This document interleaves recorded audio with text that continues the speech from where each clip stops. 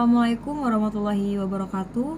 Perkenalkan, nama saya Dita Fitria, NPM 251040200.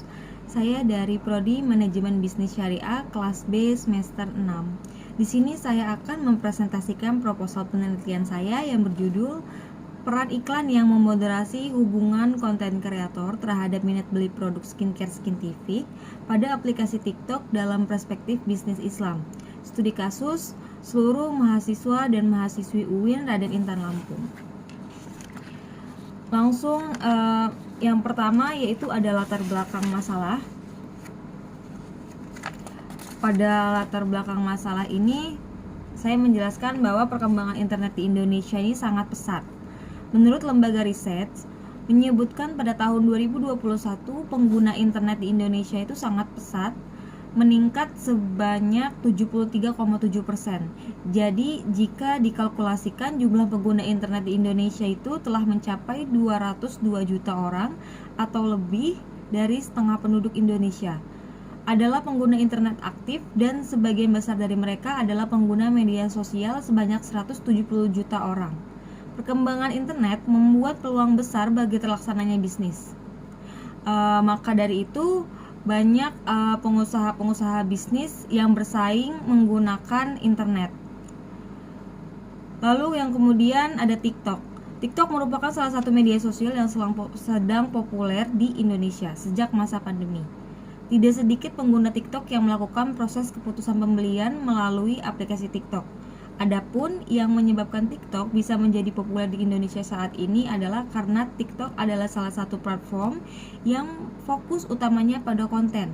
Meskipun penggunaannya dapat mencari video, menambahkan teman, ataupun dapat mengobrol di aplikasi TikTok, namun tujuan utamanya adalah menjadikan forum hiburan tanpa akhir, di mana pengguna itu dapat dengan santai menonton video pendek yang menyenangkan. Maka dari itu banyak sekarang para penjual produk itu memasarkan produknya atau menjualkan produknya pada aplikasi TikTok. Berdasarkan hasil prasurvei yang telah saya lakukan, yaitu dengan menyebar Google Form, terdapat 77 responden dengan kisaran umur 19 sampai 21 tahun. Alasan saya memilih responden dengan kisaran umur tersebut karena kisaran umur itu yang merupakan fase-fase remaja.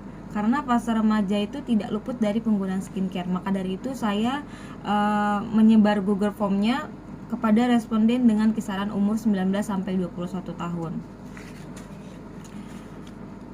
Adapun menurut data prasurvei dari variabel X, yaitu konten kreator, pada pertanyaan pertama yang menyatakan ketertarikan mereka terkait konten kreator yang mempromosikan skincare skintific, menyatakan 62,3% dari mereka menyatakan tertarik dan 37,7% menyatakan tidak tertarik.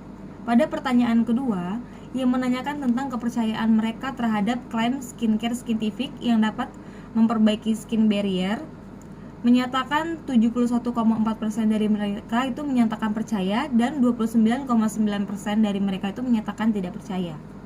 Dapat dilihat dari hasil prasurvei tentang variabel moderasi dan X terlihat signifikan. Karena hasil dari data ini menyatakan positif, akan tetapi hasil prasurvei pada variabel Y terdapat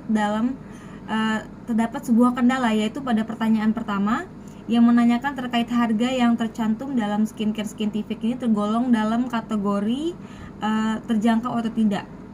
Jawabannya yaitu 66,2% dari mereka itu menjawab tidak terjangkau dan 36,4% dari mereka itu menyatakan terjangkau, yang berarti harga skincare skintific menurut para responden yang telah saya berikan kuesioner itu menyatakan bahwa masuk ke dalam kategori tidak terjangkau atau biasa disebut dengan kategori mahal untuk kantong mahasiswa.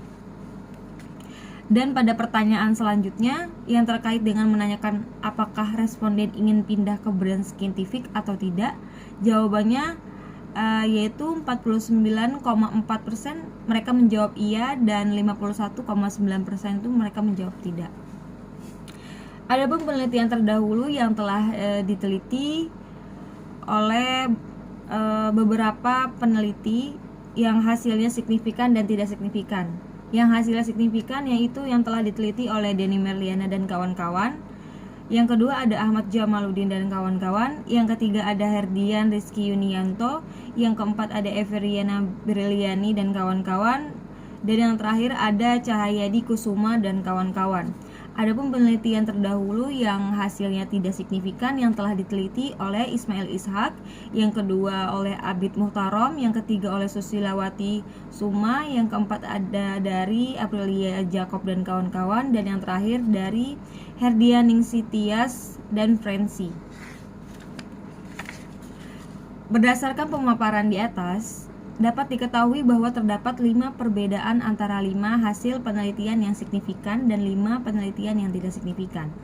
Adapun penelitian yang akan saya teliti ini dengan menggunakan iklan sebagai variabel moderasi sebagai penguat antara variabel X dan variabel Y. Metode yang digunakan dalam penelitian ini adalah menggunakan survei korelasional dengan teknik pengambilan sampel menggunakan sampel random sampling. Kemudian hasil kuesioner tersebut diuji dengan menggunakan program Smart PLS. Sedangkan analisis penguji hipotesisnya itu menggunakan uji regresi linier. Maka penulis membuat penelitian yang berjudul Peran iklan yang memoderasi hubungan konten kreator terhadap minat beli produk skincare skintific pada aplikasi TikTok dalam perspektif bisnis Islam, studi kasus seluruh mahasiswa dan mahasiswi UIN Raden Intan Lampung. Lanjut yang selanjutnya yaitu identifikasi dan batasan masalah. Berdasarkan pemaparan di atas, adapun identifikasi dan batasan masalah yang pertama yaitu variabel-variabel yang digunakan dalam penelitian ini yaitu konten kreator, minat beli, dan iklan. Yang kedua, objek yang diteliti oleh mahasiswi UIN Raden Intan Lampung. Dan yang selanjutnya ada rumusan masalah. Adapun rumusan masalah pada penelitian ini ada 2. Yang pertama yaitu apakah konten kreator berpengaruh terhadap minat beli. Yang kedua, apakah berpengaruh konten kreator yang dimoderasi oleh iklan terhadap minat beli. Dengan tujuan penelitian yang pertama yaitu untuk mengetahui dan menganalisis adakah pengaruh konten kreator terhadap minat beli, dan yang kedua untuk mengetahui dan menganalisis adakah pengaruh iklan yang memoderasi konten kreator terhadap minat beli. Yang selanjutnya yaitu ada kerangka teoritik. Untuk variabel X yaitu konten kreator, penulis menggunakan teori AIDA yang dikemukakan oleh Elias STL Molewis yang menyatakan model marketing yang dapat mengidentifikasi tahapan kognitif yang dialami seorang dalam proses pembelian suatu produk dan layanan. Model ini menjelaskan bagaimana pembeli melalui sebuah proses yang terdiri dari beberapa tahap sebelum akhirnya ia melakukan kegiatan pembelian. Teori AIDA ini berasal dari yang pertama awareness atau kesadaran daya tarik, yang kedua dari I-nya interest atau minat, yang ketiga itu D, desire yang artinya keinginan, dan yang ketiga itu A, action atau aksi. Lalu yang selanjutnya untuk variabel Y yaitu minat beli, saya menggunakan teori TPB yang telah dikemukakan oleh Atzen pada tahun 1991. Teori ini menjelaskan bahwa tindakan manusia diarahkan oleh 3 macam kepercayaan. Yang pertama yaitu kepercayaan perilaku atau behavioral belief, yaitu kepercayaan tentang kemungkinan terjadi perilaku. Yang kedua kepercayaan normatif atau normative belief, yaitu kepercayaan tentang ekspektasi normatif dari orang lain dan motivasi untuk menyetujui ekspektasi tersebut. Dan yang ketiga ada kepercayaan kontrol atau control belief, yaitu kepercayaan tentang keberadaan faktor-faktor yang akan memfasilitasi atau meringani kinerja dari perilaku dan kekuatan persepsian dari faktor-faktor tersebut. Teori ini memiliki fondasi terhadap perspektif kepercayaan yang mampu mempengaruhi seseorang untuk melaksanakan tingkah laku yang spesifik. Spesifik kepercayaan yang dilaksanakan melalui penggabungan beraneka ragam karakteristik, kualitas, dan atribut atas informasi tertentu yang kemudian membentuk kehendak dalam bertingkah laku. Dan yang terakhir untuk variabel moderasinya yaitu iklan. saya menggunakan teori selective influence yang telah dikemukakan oleh DeFleur dan Barocage pada tahun 1989. Teori selective selection terdiri dari 4 unsur. Yang pertama yaitu ada selective attention atau memilih memperhatikan pesan tertentu. Pertama, perbedaan individu dalam merespon pesan-pesan iklan terjadi hanya karena perbedaan dalam struktur kognitif yang mereka miliki. Secara pandang, berpikir, berpengetahuan, kepercayaan setiap orang terhadap sesuatu baru termasuk pesan-pesan iklan dan tidaklah sama. Yang kedua, karena keanggotaan seorang dalam masyarakat adalah dalam berbagai kelompok sosial maupun kemasyarakatan, maka ada dugaan memilih perhatian terhadap pesan tertentu pun akan dipengaruhi oleh kelompok itu. Dan yang ketiga, bahwa orang lebih berminat jika suatu pesan iklan dapat membangun citra hubungan dengan pihak lain. Pesan iklan membuat orang harus memperhatikan karena pesan itu mengakibatkan orang itu aktif berhubungan dengan anggota keluarganya, tetangganya, kenalannya, dan lain-lain. Dan yang kedua ada selective perception atau memilih persepsi pesan iklan tertentu. Aspek lain yang perlu diperhatikan dalam pemilihan pesan iklan dalam pilihan terhadap suatu pesan yang didasarkan pada persepsi tertentu. Karena adanya perbedaan dalam faktor-faktor kognitif, minat dan kepercayaan, pengetahuan, sikap dan kebutuhan, nilai-nilai, maka individu secara selektif pula mempersepsi iklan yang menerpanya. Jadi terdapat perbedaan penerimaan pesan yang dipersepsi oleh penerima karena dapat perbedaan kognitif itu. Dan yang ketiga ada selective recall atau memilih mengingat pesan iklan tertentu. Dan yang terakhir ada selective attention atau memilih membuat tindakan tertentu. Adapun yang selanjutnya itu adalah hipotesis penelitian. Hipotesis menyatakan hubungan yang diduga secara logis antara dua variabel atau lebih yang dapat diuji secara empiris. Hipotesis merupakan jawaban sementara yang disusun oleh peneliti yang kemudian akan diuji kebenarannya melalui penelitian yang dilakukan. Berdasarkan kerangka teori di atas, maka hipotesis diajukan dalam penelitian ini. Yang pertama yaitu adalah pengaruh konten kreator terhadap minat beli. Adapun penelitian terdahulu yang hasilnya signifikan yang telah diteliti oleh Ulia Haka dan Andini Dwianti, dan yang tidak signifikan diteliti oleh Saryanti NPY, dan yang signifikan lagi diteliti oleh Andi Singkeru dan kawan-kawan. Lalu diperkuat oleh penelitian Dini Dwi dan kawan-kawan yang menyatakan bahwa berpengaruh signifikan terhadap minat beli. Maka dari itu peneliti menyatakan hipotesis pertama yaitu variabel konten kreator berpengaruh positif signifikan terhadap minat beli. Adapun yang kedua ada peran iklan yang memoderasi hubungan konten kreator terhadap minat beli.